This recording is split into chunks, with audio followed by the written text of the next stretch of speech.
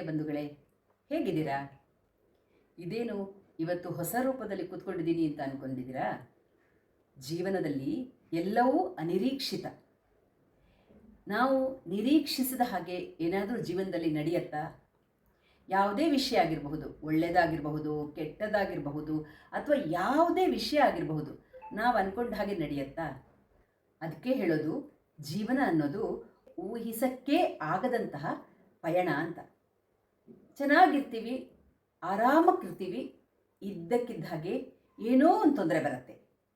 ಅಥವಾ ಆರಾಮಾಗಿ ನಡ್ಕೊಂಡು ಹೋಗ್ತಾ ಇರ್ತೀವಿ, ವಾಕಿಂಗ್ ಹೋಗಿರ್ತೀವಿ, ಅಲ್ಲೇನೋ ಎಡವಿ ಬೀಳ್ತೀವಿ. ಈ ಥರ ಯಾವುದನ್ನು ನಾವು ನಿರೀಕ್ಷಿಸಕ್ಕೆ ಸಾಧ್ಯ ಇಲ್ಲ. ಅಥವಾ ಇನ್ನೊಂದು 2 ವರ್ಷ ಬಿಟ್ಟು ಏನಾಗುತ್ತೆ, ಮುಂದಿನ ವರ್ಷ ಏನಾಗುತ್ತೆ, ಅದನ್ನು ನಾವು ಊಹೆ ಮಾಡೋಕ್ಕಾಗಲ್ಲ. ಯಾಕೆ ಈ ಮಾತು ಹೇಳ್ತೀನಿ ಅಂದರೆ, ನಾನು ಇಲ್ಲಿ ಬೆಲ್ಟ್ ಹಾಕ್ಕೊಂಡು ಕೂತಿರೋದು ನಿಮಗೆಲ್ಲ ಕಾಣಿಸ್ತಾ ಇರ್ಬೋದು. ಹೌದು, ಈಗ ಕಳೆದ 1 ವಾರದಿಂದ ವಿಪರೀತ ಬೆನ್ನು ನೋವು, ತಡೆಯೋಕ್ಕಾಗದ ಬೆನ್ನು ನೋವು ಶುರುವಾಗಿ ಒಂದು 4-5 ದಿನ ನೋಡಿದೆ ಕಡಿಮೆ ಆಗತ್ತೆ ಅಂತ. ಮನೆಯಲ್ಲೇ ಸ್ವಲ್ಪ ರೆಸ್ಟ್ ಮಾಡಿ ಎಲ್ಲ ನೋಡಿದೆ, ಆಗಲಿಲ್ಲ. ಆಮೇಲೆ ವೈದ್ಯರ ಬಳಿ ಹೋಗಲೇಬೇಕಾಯಿತು. ಡಾಕ್ಟರ್ ಬಳಿ ಹೋದಾಗ ಅವರು ಹೊರಗಡೆಯಿಂದ ಅಂದರೆ ಹಾಗೆ ನೋಡಿ ಆ ಥರ ಮೇಜರ್ ತೊಂದರೆ, ದೊಡ್ಡ ತೊಂದರೆ ಏನು ಕಾಣಿಸೋ ಥರ ಕಾಣಿಸ್ತಾ ಇಲ್ಲ. ಆದರೆ ನಮಗೆ ಚಿಕ್ಕ ಪುಟ್ಟ ತೊಂದರೆಗಳು ಹೇಳೋಕ್ಕಾಗಲ್ಲ, ಏನು ನೋಡದೆ ಹೇಳೋಕ್ಕಾಗಲ್ಲ. ಹಾಗಾಗಿ 1 ವಾರ ಈ ಬೆಲ್ಟ್ ಹಾಕ್ಕೊಳ್ಳಿ, ಹಾಗೆ ಜೊತೆಗೆ ಕೆಲವು ಟ್ಯಾಬ್ಲೆಟ್ಗಳನ್ನು ಮತ್ತು ಹಚ್ಕೊಳ್ಳೋಕ್ಕೆ ಆಯಿಂಟ್ಮೆಂಟು ಎಲ್ಲ ಕೊಟ್ಟಿದ್ದಾರೆ. ಕಡಿಮೆ ಆಗಿಲ್ಲ ಅಂದರೆ 1 ವಾರದ ನಂತರ ಎಕ್ಸ್ರೇ ಎಲ್ಲ ಮಾಡಬೇಕಾಗತ್ತೆ ಅಂತ ಹೇಳಿದ್ದಾರೆ. ನೋಡೋಣ ಏನೇನಾಗತ್ತೆ ಅನ್ನೋದನ್ನು. ಈಗ ಒಂದು 3-4 ಡೇಸಿಂದ ನಾನು ಬೆಲ್ಟ್ ಹಾಕ್ಕೋತಾ ಇದ್ದೀನಿ. ಹಾಕ್ಕೊಂಡು ಸಾಧ್ಯ ಆದಷ್ಟು ರೆಸ್ಟ್ ಮಾಡಿ, ಕೆಲಸ ಮುಗಿದ ತಕ್ಷಣ ಕೂತ್ಕೊಳ್ಬೇಡಿ, ಮಲ್ಕೊಳ್ಳಿ, ಕಾಟಲ್ಲಿ ಬೆಡ್ ಮೇಲೆ ಮಲಗಿ ಕೂತ್ಕೊಂಡಿರಬೇಡಿ ಅಂತ ಹೇಳಿದ್ದಾರೆ. ಅದೆಲ್ಲ ತುಂಬ ಸಾಧ್ಯ ಆಗದೇ ಇರುವಂತಹ ಮಾತು. ಯಾಕಂದರೆ ನಾನು ಮಲಗಿದ ತಕ್ಷಣ ಸುಶಾಂತ್ ಬರ್ತಾನೆ ನನಗೆ ತೊಂದರೆ ಕೊಡೋಕ್ಕೆ.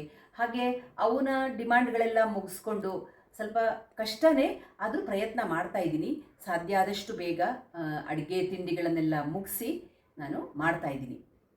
ವೈದ್ಯರು ಹೇಳಿದ್ದಾರೆ, ಸಾಧ್ಯ ಆದಷ್ಟು ರೆಸ್ಟ್ ತಗೊಳ್ಳಿ, ಕೆಲಸಗಳನ್ನು ಕಡಿಮೆ ಮಾಡಿಕೊಳ್ಳಿ, ಭಾರ ಎತ್ತಬೇಡಿ, ನೆಲಕ್ಕೆ ಕೂತ್ಕೋಬೇಡಿ. ಇದೆಲ್ಲ ಕೆಲವು ಕಂಡೀಷನ್ಸ್, ಹೇಗೆ ಏನೇನು ಮಾಡಬೇಕು, ಏನು ಮಾಡಬಾರ್ದು ಎಲ್ಲವನ್ನೂ ಹೇಳಿದ್ದಾರೆ. ಸಾಧ್ಯ ಆದರೆ ಫಿಸಿಯೋಥೆರಪಿಯನ್ನು ಮಾಡಿಸ್ಕೊಳ್ಳೋಕೆ ಹೇಳಿದ್ದಾರೆ. ನಾನಿನ್ನೂ ಫಿಸಿಯೋಥೆರಪಿ ಶುರು ಮಾಡಿಲ್ಲ. ನೋಡೋಣ, ಒಂದು 2-3 ದಿವಸ ನೋಡಿ ಆಮೇಲೆ ಸಣ್ಣ ಪುಟ್ಟದ ಎಕ್ಸಸೈಸ್ ನಾನು ಮನೇಲಿ ಮಾಡ್ಕೋತಾ ಇದ್ದೀನಿ. ಅದೇ ಯಾಕೆ ಅನ್ನೋದು ಕಾರಣ ಗೊತ್ತಿಲ್ಲ, ಪ್ರಯಾಣದಿಂದ ಆಗಿರಬಹುದು ಅಂತ ಡಾಕ್ಟರ್ ಹೇಳ್ತಾರೆ. ಆದರೆ ಪ್ರಯಾಣದಿಂದ ತುಂಬ ಚೆನ್ನಾಗಿರೋ ಮಾರ್ಗ ಅಥವಾ ರೋಡ್ ತುಂಬ ಚೆನ್ನಾಗಿರೋ ಕಾರಣ ಅದರಿಂದ ಆಗಿದೆ ಅಂತ ನನಗೂ ಅನಿಸ್ತಿಲ್ಲ.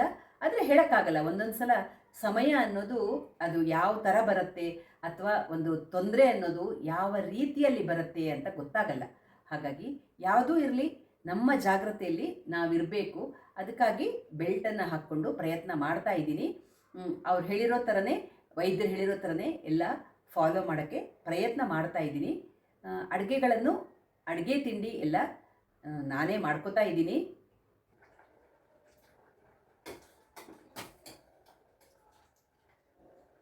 ಅಡುಗೆ ಆಗ್ತಾ ಇದೆ. ಸಾಧ್ಯ ಆದಷ್ಟು ಬೇಗ ಕೆಲಸ ಮುಗಿಸಿ ಆಮೇಲೆ ಡಾಕ್ಟ್ರು ಹೇಳಿರೋ ಥರ ಸ್ವಲ್ಪ ರೆಸ್ಟ್ ಮಾಡೋದು. ತಿಂಡಿ ಎಲ್ಲ ಆಗೋಯ್ತು ಬೆಳಗ್ಗೆ. ಇವತ್ತು ಉಪ್ಪಿಟ್ಟು ಮಾಡಿದ್ದೆ ತಿಂಡಿಗೆ. ಉಪ್ಪಿಟ್ಟೆಲ್ಲ ತಿಂದು ಇಷ್ಟು ಉಳಿದಿದೆ. ಮಸಾಲ ಉಪ್ಪಿಟ್ಟು ಮಾಡಿದೆ, ಆಗೋಯ್ತು. ಈಗ ಬದನೆಕಾಯಿ ನುಗ್ಗೆಕಾಯಿ ಹುಳಿ ಮಾಡ್ತಾ ಇದ್ದೀನಿ. ಆಮೇಲೆ ಇನ್ನೊಂದು ಏನಾದರೂ ಆಗಲೇಬೇಕು, ನಮ್ಮ ಸುಶಾಂತ್ಗೆ ಇನ್ನೊಂದು ಆಗಲೇಬೇಕು, ಇಲ್ಲಾಂದ್ರೆ ಅವ್ನು ಊಟ ಮಾಡಲ್ಲ. ತಂಬ್ಳಿನೋ ಇಲ್ಲ ಒಂದು ಚಟ್ನಿ ಮಾಡ್ತೀವಿ, ಅದು ನೋಡೋದು. ಡಾಕ್ಟ್ರು ರೆಸ್ಟ್ ಮಾಡಿ ಅಂತ ಹೇಳ್ತಾರೆ, ಬಟ್ ಎಲ್ಲ ಕೆಲಸ ಹೇಗೆ ಮಾಡದೇ ಇರೋಕ್ಕಾಗತ್ತೆ. ಯಜಮಾನ್ರು ಪಾಪ ಎಲ್ಲ ನಾನು ಮಾಡ್ತೀನಿ ಅಂತಾರೆ, ಆದರೆ ಅವ್ರಿಗೆ ಅಡುಗೆ ಎಲ್ಲ ಅಷ್ಟು ಬರಲ್ಲ. ಸುಮ್ಮನೆ ಕಷ್ಟಪಟ್ಟು ಮಾಡೋದಕ್ಕಿಂತ ನಾವು ಆದಷ್ಟು ಬೇಗ ಮುಗಿಸ್ಕೊಂಡು ಹೋಗಿ ರೆಸ್ಟ್ ತಗೊಳ್ಳೋದೇ ಬೆಸ್ಟು ಅಂತ ನಾನು ಬೇಗ ಕೆಲಸ ಮುಗಿಸ್ಕೋತೀನಿ. ಅದಕ್ಕೆ ಅಡುಗೆ ಒಂದು ಮಾಡಿ ಆಮೇಲೆ ಅವರು ತೆಂಗಿನಕಾಯಿ ತುರ್ಕೊಡ್ತಾರೆ, ಪಾತ್ರೆ ತೊಳ್ಕೊಡ್ತಾರೆ, ತುಂಬ ಕೆಲಸ ಮಾಡಿಕೊಡ್ತಿದ್ದಾರೆ. ಹಾಗಿರುವಾಗ ಇನ್ನೂ ಜಾಸ್ತಿ ಅವ್ರಿಗೆ ಬರ್ಡನ್ ಕೊಡೋದು ಸರಿ ಅನಿಸಲ್ಲ, ಬೇಡ ಅಂತ ಕೆಲಸದವ್ರನ್ನ ಇಟ್ಕೊಳ್ಳೋಣ ಅಂತ ಯೋಚನೆ ಮಾಡ್ತಾ ಇದ್ದೀನಿ. ನೋಡೋಣ ಏನೇನಾಗುತ್ತೆ ಅಂತ. ನಮ್ಗೆ ಅಭ್ಯಾಸ ಇಲ್ದಿರೋ ಕಾರಣ ಅದೇನೋ ಸಮಾಧಾನನೇ ಆಗಲ್ಲ ಕೆಲಸದವ್ರನ್ನ ಇಟ್ಕೊಂಡ್ರೆ. ಓಕೆ, ಗುಣ ಆಗ್ಬೋದು, ನೋಡೋಣ. ಬೇಗ ಮುಗಿಸಿ ಸ್ವಲ್ಪ ರೆಸ್ಟ್ ಮಾಡಿ ಮತ್ತೆ ಸಿಗ್ತೀನಿ ನಿಮಗೆ. ಕೆಲಸ ಮುಗಿಸಿ ಸಾಧ್ಯ ಆದಷ್ಟು ಈ ರೀತಿ ರೆಸ್ಟ್ ಮಾಡೋದು. ನೋಡೋಣ ಯಾವ ಯಾವ ಪ್ರಯತ್ನಗಳಿಂದ ಹೇಗೆ ಕಡಿಮೆ ಆಗತ್ತೆ ಅಂತ ನೋಡೋಣ. ಅಡುಗೆ ಎಲ್ಲ ಮುಗಿಸಿ ಬಂದಿದ್ದೀನಿ. ಮಧ್ಯ ಒಂದು ಸ್ವಲ್ಪ ಹೊತ್ತು ಹೀಗೆ ರೆಸ್ಟ್ ಮಾಡಿಕೊಂಡು ಆಮೇಲೆ ಮತ್ತೆ ಸ್ವಲ್ಪ ಕೆಲಸಗಳು. ಸ್ವಲ್ಪ ಸುಧಾರಣೆ ಇದೆ. ಬೆಲ್ಟು ಹಾಗೂ ಸ್ವಲ್ಪ ರೆಸ್ಟ್ ಮಾಡೋದ್ರಿಂದ ಸ್ವಲ್ಪ ಸುಧಾರಣೆ ಇದೆ. ನೋಡೋಣ, ಇನ್ನೂ ಕೆಲವು ಇನ್ನೊಂದು 2-3 ದಿವಸ ನೋಡಿ ಆಮೇಲೆ ಮತ್ತೆ ವೈದ್ಯರ ಭೇಟಿ ಮತ್ತೆ ಮಾಡಿದ್ರಾಯ್ತು. ಒಳ್ಳೆ ಆರ್ಥೋಪೆಡಿಕ್ ಡಾಕ್ಟರ್ ಹತ್ರ ಹೋಗಿದ್ವಿ. ಮುಂದೆ ಅವರೇ ನಮ್ಮನ್ನು ಕರೆಕ್ಟಾಗಿ ಗೈಡ್ ಮಾಡ್ತಾರೆ ಅಂತ ಅಂದ್ಕೊಂಡಿದ್ದೀವಿ. ಅದೇ ಹೇಳೋದು, ಜೀವನ ಅನ್ನೋದು, ಜೀವನದಲ್ಲಿ ನಾಳೆ ಅನ್ನೋ ಪದಕ್ಕೆ ಎಷ್ಟು ದೊಡ್ಡ ಏನು ಪ್ರಶ್ನಾರ್ಥಕ ಅಲ್ವಾ ನಾಳೆ ಅನ್ನೋದು. ನಾಳೆ ಏನು ಬರುತ್ತೆ ಅನ್ನೋದನ್ನು ಇವತ್ತೇ ಪ್ರೆಡಿಕ್ಟ್ ಮಾಡೋಕ್ಕೆ ಸಾಧ್ಯನಾ? ಯಾರೂ ಪ್ರೆಡಿಕ್ಟ್ ಮಾಡೋಕ್ಕಾಗಲ್ಲ, ಅಥವಾ ನಾವು ಊಹೆ ಮಾಡೋಕ್ಕಾಗಲ್ಲ. ಇವತ್ತು ಚೆನ್ನಾಗಿರ್ತೀವಿ, ಆದರೆ ನಾಳೆ ಏನಾಗುತ್ತೆ ಅನ್ನೋದು ಯಾರಿಗೂ ಗೊತ್ತಿಲ್ಲ. ಎಷ್ಟೋ ಜನ ಹೇಳ್ತಾರೆ, ಇಲ್ಲ ಇಲ್ಲ ನಾಳೆ ನಮ್ಗೆ ಗೊತ್ತಿದೆ, ನಾಳೆ ನಮ್ಗೆ ಗೊತ್ತಿದೆ ಅಂತ. ಹೇಗೆ ಗೊತ್ತಿರೋಕ್ಕೆ ಸಾಧ್ಯ? ಆ ಥರ ಗೊತ್ತಿರೋರು ಪ್ರಪಂಚದಲ್ಲಿ ಎಷ್ಟೋ ಅನಾಹುತಗಳು ನಡೆಯುತ್ತೆ, ಅಥವಾ ತೊಂದರೆಗಳು ಬರುತ್ತೆ, ಸುನಾಮಿ ಬರುತ್ತೆ, ಎಲ್ಲವನ್ನು ತಡಿಬೋದು. ಏನು ಬಂದರೂ ನಾನು ಎದುರಿಸೋಕ್ಕೆ ರೆಡಿಯಾಗಿದ್ದೀನಿ ಅನ್ನೋ ಒಂದು ಮನೋಸ್ಥೈರ್ಯ ಬೆಳೆಸ್ಕೋಬೇಕೇ ಹೊರತು, ಇಲ್ಲ ನಾಳೆ ನನಗೆ ತುಂಬ ಚೆನ್ನಾಗಿರುತ್ತೆ, ನಾನು ಇವತ್ತಿಲ್ಲಿದ್ದೀನಿ, ನಾಳೆ ಅಷ್ಟೆತ್ತರಕ್ಕೆ ಏರ್ತೀನಿ, ನಾನು ಆ ಥರ ಆಗಿಬಿಡ್ತೀನಿ ಅನ್ನೋ ಒಂದು ಕೆಲವರಿಗಿರುತ್ತೆ ನೋಡಿ, ಆ ಒಂದು ಅಹಂಕಾರ ಅಥವಾ ಏನು ಹೇಳೋದು ಅದಕ್ಕೆ, ಈಗೋ, ಇದೆಲ್ಲ ಖಂಡಿತ ಆಗದೇ ಇರುವಂತಹ ಮಾತು. ಇವತ್ತು ಇಲ್ಲಿದ್ದವನು ನಾಳೆ ಮೇಲೇರಲೇಬೇಕು, ಮೇಲಿರೋನು ನಾಳೆ ಕೆಳಗೆ ಬರಲೇಬೇಕು. ಜೀವನ ಚಕ್ರ ಅಂತ ಯಾಕೆ ಹೇಳ್ತಾರೆ? ಅದಕ್ಕೆ ಹೇಳೋದು.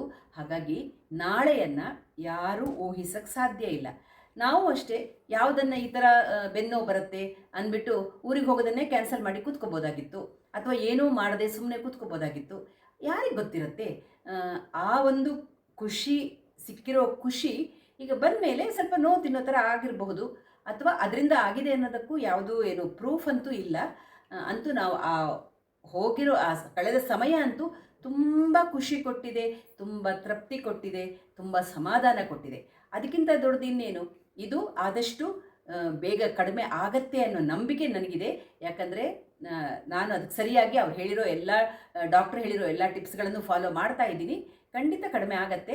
ಸುಶಾಂತ್ಗೂ ಹೇಳ್ತಾ ಇದ್ದೀನಿ, ಸ್ವಲ್ಪ ತುಂಬ ನೀನು ಡಿಮಾಂಡ್ ಮಾಡೋ ಹಾಗಿಲ್ಲ, ಆಗಲ್ಲ ಮಾಡೋಕ್ಕೆ, ಅದಕ್ಕೆ ಸ್ವಲ್ಪ ರೆಸ್ಟ್ ಬೇಕು ಅಮ್ಮಂಗೆ ಅಂತೆಲ್ಲ ಹೇಳ್ತಾ ಇದ್ದೀನಿ. ನೋಡೋಣ, ಸ್ವಲ್ಪ ಮಟ್ಟಿಗೆ ಅಡ್ಜಸ್ಟ್ ಮಾಡ್ಕೋತಾನೆ, ಒಂದೊಂದು ದಿನ ಗಲಾಟೆ ಮಾಡ್ತಾನೆ, ನಡೀತಾ ಇದೆ. ಹಾಗೆ ಜೀವನ ನಡೆಯುತ್ತೆ. ಬಂದದ್ದನ್ನು, ನಮ್ಮ ಪಾಲಿಗೆ ಬಂದದ್ದನ್ನು ನಾವು ಖುಷಿಯಿಂದ ಅನುಭವಿಸ್ಕೊಂಡು ಒಳ್ಳೆಯ ನಾಳೆಯ ನಿರೀಕ್ಷೆಯಲ್ಲಿರೋದು ಬಿಟ್ಟರೆ, ಅದನ್ನು ಇಲ್ಲ ಹೀಗೆ ಮಾಡ್ಕೋತೀನಿ, ಇದೇ ದಾರಿ, ಇದರಲ್ಲೇ ಸಾಕ್ತೀನಿ ಅನ್ನೋದು ಖಂಡಿತ ಸಾಧ್ಯ ಇಲ್ಲದೆ ಇರೋ ಮಾತು. ಹಾಗೆ ನೀವೆಲ್ಲರೂ ನಾಳೆಯ ಬಗ್ಗೆ ಜಾಗೃತೆಯಾಗಿರಿ. ಪ್ರತಿಯೊಬ್ಬರು ನಾಳೆಯ ಖುಷಿಗಾಗಿ ಅಥವಾ ನಾಳೆಯ ಮುಂದಿನ ಭವಿಷ್ಯಕ್ಕಾಗಿ ಪ್ರಯತ್ನಗಳನ್ನು ಮಾಡ್ತಾ ಇರಬೇಕೇ ಹೊರತು, ಹೀಗೆ ಆಗಬೇಕು ಅಥವಾ ಈ ಥರನೇ ಬರುತ್ತೆ ಅಂತ ನಿರೀಕ್ಷೆ ಅಂತೂ ಇಟ್ಕೊಳ್ಳೋಕ್ಕಾಗಲ್ಲ.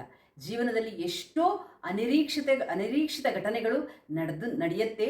ಅದಕ್ಕೆ ನಾವೆಷ್ಟೇ ಪ್ರಯತ್ನ ಮಾಡಿದ್ರೂ ಅದನ್ನು ತಪ್ಸೋಕ್ಕಾಗಲ್ಲ. ನೋಡಿ, ಈ ಥರ ನಾನು ಅಂದ್ಕೊಂಡಿಲ್ಲ. ಕಳೆದ ವಾರ ಅಷ್ಟೇ ನಾವು ಹೆಲ್ತ್ ಚೆಕಪ್ ಎಲ್ಲ ಮಾಡಿಸ್ಕೊಂಡು ಬಂದು ಎಲ್ಲನೂ ಚೆನ್ನಾಗಿದೆ ಅಂತ ಡಾಕ್ಟ್ರು ಹೇಳಿದಾಗ ಇದನ್ನು ನಾವು ನಿರೀಕ್ಷಿಸೇ ಇಲ್ಲ. ಅದೇ ಹೇಳೋದು, ಅದಕ್ಕೆ ಹೇಳೋದು, ಅನಿರೀಕ್ಷಿತ ಅನ್ನೋದು ಯಾವಾಗ, ಯಾರಿಗೆ, ಎಷ್ಟೊತ್ತಿಗೆ, ಎಲ್ಲಿ ಬೇಕಾದರೂ ಬರ್ಬೋದು, ಹೇಗೆ ಬೇಕಾದರೂ, ಯಾವ ರೂಪದಲ್ಲಿ ಬೇಕಾದರೂ ಬರ್ಬೋದು. ಅದಕ್ಕೆ ತುಂಬ ನಾವು ನಿರೀಕ್ಷೆಗಳನ್ನು ಇಟ್ಕೊಳ್ಳದೆ ನಮ್ಮ ಪ್ರಯತ್ನಗಳು ಅಥವಾ ಏನೇ ಬಂದರೂ ನಾನು ಎದುರಿಸ್ತೀನಿ ಅನ್ನೋ ಒಂದು ಧೈರ್ಯ, ಮನೋಸ್ಥೈರ್ಯ ಬೆಳೆಸ್ಕೊಂಡು ಸಾಗಿದ್ರೆ ಯಾವ ಥರ ತೊಂದರೆಗಳು ಬಂದರೂ ಅದನ್ನು ಎದುರಿಸುವ ಶಕ್ತಿ ನಮಗಿರುತ್ತೆ ಅಂತ ಹೇಳ್ತಾ, ನೀವು ಕೇಳಿರ್ಬೋದು, ಒಂದು ಹಾಡೇ ಕೇಳಿರ್ಬೋದು, ಏನಾಗಲಿ ಮುಂದೆ ಸಾಗು ನೀ, ಬಯಸಿದ್ದೆಲ್ಲ ಸಿಗದು ಬಾಳಲಿ, ಬಯಸಿದ್ದೆಲ್ಲ ಸಿಗದು ಬಾಳಲಿ, ಓ ನನ್ನಾಣೆ ನನ್ನ ಮಾತು ಸುಳ್ಳಲ್ಲ, ನನ್ನಾಣೆ ನನ್ನ ಮಾತು ಸುಳ್ಳಲ್ಲ ಅಲ್ವಾ? ಸಿಗೋಣ ಮುಂದಿನ ವಿಡಿಯೋದಲ್ಲಿ. ಅಲ್ಲಿ ತನಕ ರಾಯರು ನಮ್ಮನ್ನು, ನಿಮ್ಮೆಲ್ಲರನ್ನ ಚೆನ್ನಾಗಿಟ್ಟಿರಲಿ ಅಂತ ಪ್ರಾರ್ಥಿಸ್ತಾ ಸಿಗೋಣ. ಧನ್ಯವಾದಗಳು. ನಮಸ್ಕಾರ.